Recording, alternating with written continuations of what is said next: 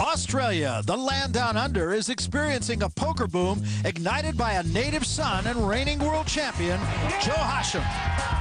Melbourne's spectacular Crown Casino plays host to the largest poker tournament in Australian history, boasting a prize pool of more than $3 million, with $1 million going to the winner.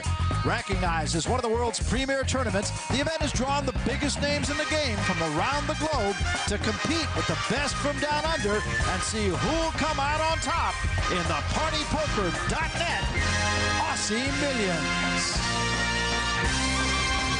Many of the world's best have been sent packing, leaving the field open for the remaining competitors who return to the Crown Casino to vie for the $1 million first prize. Tonight's feature table includes the magician, Antonio Esfandiari, who'll sit alongside World Series of Poker bracelet winner Kathy Liebert and the young American gun, Michael Gratz. It's the partypoker.net Aussie Millions. We welcome you back to the Crown Casino. We are in Melbourne, Australia. I'm Barry Tompkins, my partner, the noted poker author, Michael Koenig. 39 remaining out of a field of 418. Here's the chip count at our main table. Michael Gratz, the chip leader. Down at the bottom, Kathy Liebert is short stacked right now, along with David Natoli, Bay, Esfandiari, and Thorne, all very much in the fray.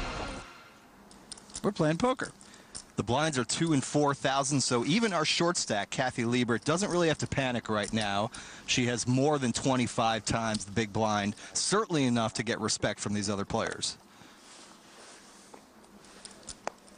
Michael Gratz, nothing to be proud of.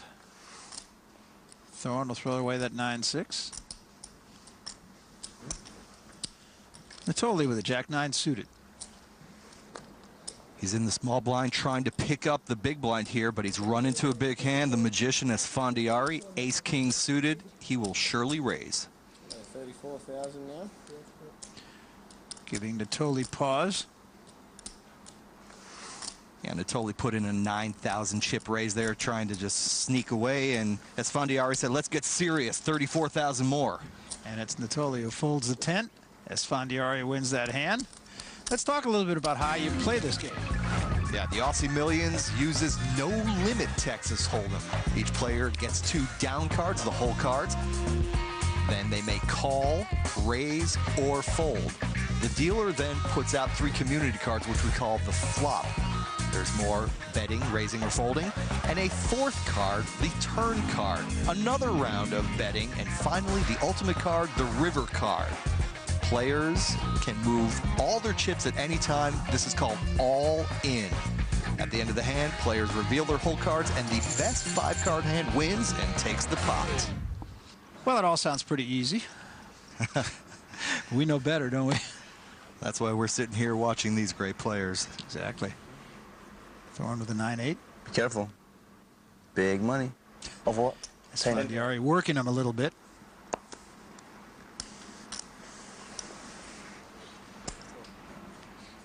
Esfandiari will call with a 10-7.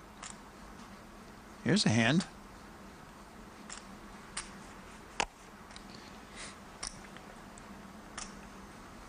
They're going to think about it, although I don't really think he has to.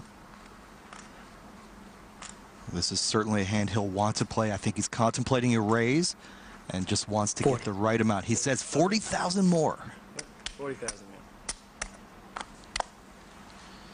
Scares Gratz off the ace-8. Now, Thorne and Esfandiari tried to get in cheap with their speculative drawing hands. 40,000 is not cheap enough. I expect both these players to fold here. Thorne does. Esfandiari does as well. It's that easy. It's that easy, says Esfandiari, and it was that time for Bay. So far, we've seen players try to take advantage of the blinds, and unfortunately, the pre-flop raiser has run into big hands twice in a row. That won't happen every time, but that is one of the dangers of raising with garbage. Natoli ace little gets rid of it. Esfandiari looks like he's going to play with an ace-10.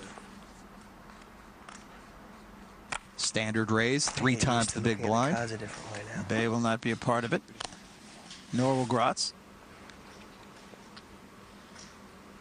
Now, Liebert already has 2,000 in the small blind, but 10,000 more and a 10 deuce is not warranted. She gets out of there, and Thorne has the best hand. Yep, I think Esfandiari will get challenged here. Make it 25. 25,000 says Thorne. Very peculiar raise, only 13,000 more, giving Esfandiari an excellent price to try to run down the best hand. So 2 to the flop. And here is the flop. Queen deuce 4 on the flop, no help. And although the magician has the ace of clubs, he would need 2 running clubs to make his flush. 20. That's a highly unlikely proposition, and this bet by Mr. Thorne should take down the pot. Esfandiari will think about it for a moment, although I can't imagine that he does throw it away. So Thorne will win this hand, and the chips being spread around the table as we begin play today. Esfandiari will think about that one, but did the right thing. Little bonus coverage now as the defending champion here, Jamil Dia, is in a heap of trouble against Kenneth James. I would say, Barry, Jamil Dia looks like he's going to get all his chips involved. He says he's all in, and as we see with the graphic, he has 0% chance to win the hand. There is no card that can come on the river to save Jamil Dia, and the defending champion will be out of the Aussie Millions. At the hands of the cowboy, Kenneth James. And just like that, Dia is gone. Doesn't matter what the river card was. So Kenneth James moves on, and Jamil Diaz's day is done. Tournament that he won just 1 year ago. 39th place, does get a little paycheck. Nothing like last year, though. And Barry, Jamil Dia does not seem amused by this turn of events, particularly since he and Kenneth James have been tangling together all tournament. And now he's going to have to watch Kenneth James play with what once was his chips. Well, the PartyPoker.net Aussie Millions is brought to you by PartyPoker.net, the world's largest poker school.